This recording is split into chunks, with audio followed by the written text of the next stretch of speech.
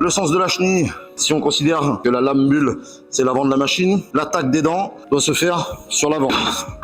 Donc là, je me mets bien en lieu et place sur ma roue folle. Voilà.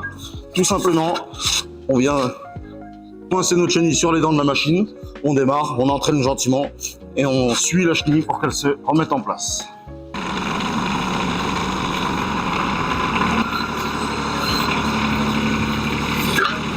Là, on peut voir qu'elle est bien en place partout, elle est bien détendue.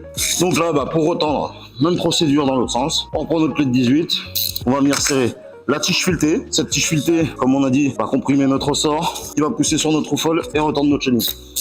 On serre dans le sens des aiguilles d'une montre.